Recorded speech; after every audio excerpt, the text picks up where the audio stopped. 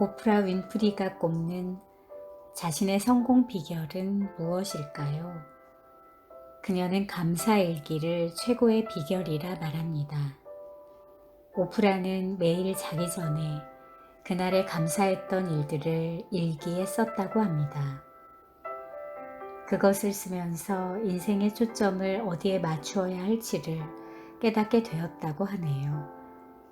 꾸준한 운동을 통해 강한 근육을 키워가듯 매일 좋은 습관의 실천을 통해 큰 행운을 부를 수 있다는 것은 재미있고도 놀라운 사실입니다. 일기를 쓰는 것은 돈이 드는 일이 아닙니다. 어린 시절의 일기 숙제처럼 하루 일과를 전부 기록할 필요도 없습니다. 당신에게 행운 일기를 써볼 것을 제안합니다. 온 컨설턴트로서 자신있게 말하건대 행운 일기를 쓰는 작은 실천이 당신의 인생을 통째로 바꿀 수 있다고 확신합니다. 행운 일기를 채워가는 만큼 분명 당신의 미래도 행운으로 가득 채워질 것입니다. 행운 일기를 쓰는 방법은 매우 쉽고 간단합니다. 행운 일기를 쓰는 시간대는 자기 전 또는 저녁 식사 후가 바람직합니다. 우선 하루를 돌이켜보면서 행운이라고 느껴졌던 일을 찾아내는 게 중요합니다. 아무리 작은 일이라 해도 그냥 지나치지 마세요. 작은 행운이 큰 행운을 불러오는 기회이고 시작이니까요. 그 일이 일어난 시간과 어떤 행운을 얻었는지를 함께 기록해 보세요. 남이 읽으면 내가 어떻게 보일까? 라는 생각은 거두시기 바랍니다. 그보다는 자신의 느낌이 훨씬 더 중요하니까요. 행운 일기를 통해 당신은 매일 스스로 운이 좋은 사람이라는 증거를 찾아내게 될 겁니다. 이런 증거가 하나씩 쌓이게 된다면 결국 나는 행운이 따르는 사람이다라는 굳은 신념이 형성됩니다. 단 한 줄이라도 좋습니다. 행운 일기를 쓴 다음 일기의 마지막에 항상 난 정말 운이 좋구나와 같은 말을 꼭 써야 합니다.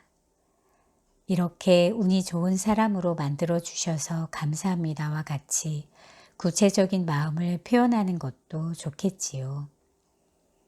물론 행운 일기를 건성으로 쓰기만 해서는 효과가 없습니다.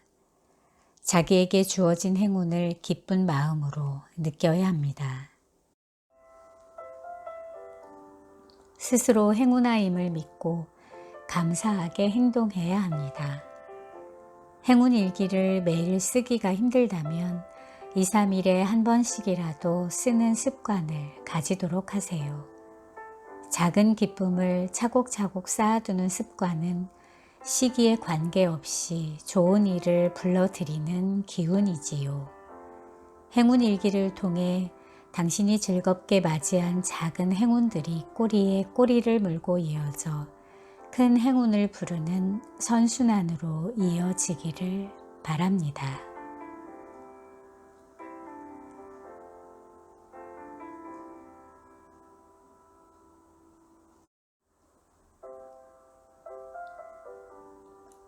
백범 김구 선생의 젊은 시절 이야기입니다. 그 무렵 선생은 마의상법이라는 중국의 마의 선인이 쓴 관상학 책을 들여다보았습니다. 선생이 관상학을 공부했다는 사실은 잘 알려진 이야기입니다.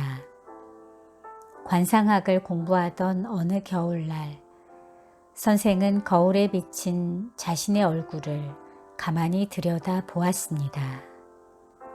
그런데 자신의 관상을 살펴보니 눈도 귀도 코도 거지상이라는 풀이가 나왔다고 합니다. 거지가 될 관상이면 다 필요가 없겠구나 라는 생각이 들었겠지요. 김구 선생은 자신의 관상풀이에 어찌나 실망했던지 잠시 죽음까지 생각하며 신세를 한탄하고 괴로워했다고 전해집니다. 하지만 김구 선생의 마음을 바꾼 말이 있었으니 그 말은 관상학 책의 마지막 구절이었습니다. 비참한 마음에 책을 덮으려던 선생의 눈에 언뜻 관상 불여 심상이라는 문구가 보였던 것입니다. 관상 불여 심상은 사람의 관상이 제 아무리 뛰어나도 마음가짐을 따라갈 수는 없다는 뜻입니다. 새삼 사람의 마음에 대해 다시 생각해 보게 됩니다. 제가 많은 사람들의 운 컨설팅을 하면서 늘 마음에 새기는 것은 언제나 운은 마음가짐에서 시작된다는 운의 원리입니다. 스스로의 발심이 현실로 나타나고 결국 다시 새로운 마음가짐으로 귀결된다는 의미랍니다. 더러 역술가를 통해 엉뚱한 소리를 듣고 온 사람들을 만나게 됩니다. 저는 사업을 하기만 하면 망한다던데요. 저는 재혼하면 안 된대요. 평생 혼자 살 팔자라고요. 둘째가 아무리 해도 안 생기는 이유가 남편하고 궁합이 안 좋기 때문이라네요. 정말 그렇다면 어떻게 하면 좋지요? 한 사람의 인생을 말 몇 마디로 정의해 버리는 폭언들이 난무하고 있습니다. 동서양 운명학의 그 어떤 역학으로 해석을 해도 대부분 근거가 없는 예측들이랍니다. 주로 세상의 변화를 무시한 채 과거의 방식을 고집하는 경우이지요. 100% 정확한 역학이 없듯이 100% 정확한 역술인도 없습니다. 역학을 들먹이지 않더라도 사람의 인생과 미래를 한마디로 단언한다는 것 자체가 어불성설이지요. 운의 과학은 변화를 전제로 성립하는 하나의 일관된 원리랍니다.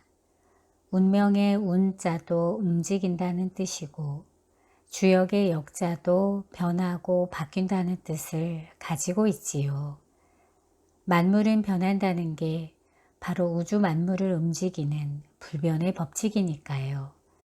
우주 만물의 법칙이 이러할진대 인간의 운명인들 쇠말뚝처럼 한 자리에 고정돼 있을 리가 없습니다. 변화에 눈을 감고 두려워해서는 변화의 시기와 성격을 알 수가 없습니다. 만약 좋지 않은 징조가 농후한 경우라도 그 사건이 발생할 수 있는 시기를 예측하고 어떤 방법으로 대비하느냐에 따라 결과는 많이 달라지지요. 운이 좋아지는 시기도 마찬가지입니다. 모든 운에는 변화의 조짐이 있다는 사실도 명심해야 합니다. 그래서 스스로 변화의 움직임을 예의주시하고 변화의 흐름과 성격을 정확하게 읽어내는 게 중요합니다. 행운을 부르는 가장 강력한 힘은 언제나 마음입니다. 내 마음이 변하면 세상도 변하니까요.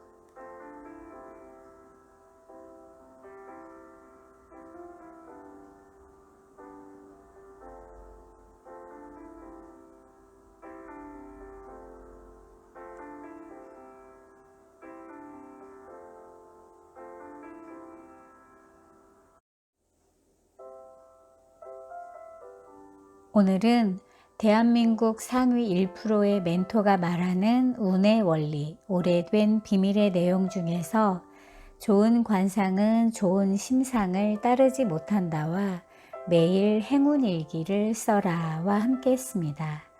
저자는 서문에서 이렇게 얘기하고 있습니다. 생각을 조심하라 말이 된다. 말을 조심하라 습관이 된다. 습관을 조심하라 성격이 된다. 성격을 조심하라 운명이 된다.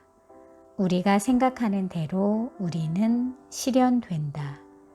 영화 철의 여인에서 치매에 걸린 마가렛 대처 전 영국 수상이 정신과 의사와 상담하면서 남긴 말입니다. 우리의 생각이 말이 되고 습관이 되고 성격이 되고 마침내 운명이 된다는 뜻입니다.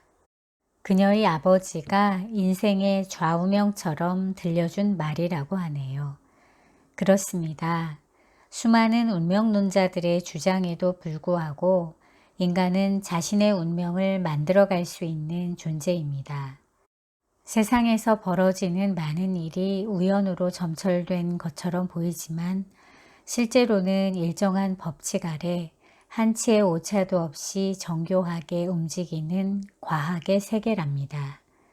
우리의 운명이 어떤 신비한 힘의 작용이라기보다는 스스로 의식 또는 무의식으로 불러온 현실이기 때문이지요. 이 책이 당신의 기나긴 정체기의 끝을 알리는 신호탄임을 믿어야 합니다. 이 책을 만난 당신은 행운이 상승하는 시기에 한두 계단이 아닌 서너 계단을 한꺼번에 오를 수도 있겠지요. 때문에 지금 당신은 삶의 흐름을 좋은 방향으로 이끌기 위해 노력해야 합니다. 당신의 노력이 제대로 된 타이밍을 만나면 큰 행운이 빅뱅처럼 폭발하니까요. 행운을 부르는 원리와 기술은 당신에게 익숙함과 낯섦의 감정을 동시에 느끼게 할 수도 있습니다. 당신의 운이 변한다는 것은 바로 익숙한 것들과의 결별인 동시에 낯선 것들과의 만남이니까요. 이 책을 읽는 당신은 이미 운이 좋아지기 시작했습니다. 변화는 행운의 시작입니다. 당신을 행운의 세계로 초대합니다. 라고 얘기하고 있습니다. 오늘은 대한민국 상위 1%의 멘토가 말하는 운의 원리, 오래된 비밀과 함께 했습니다. 오늘도 좋은 하루 되세요. 감사합니다.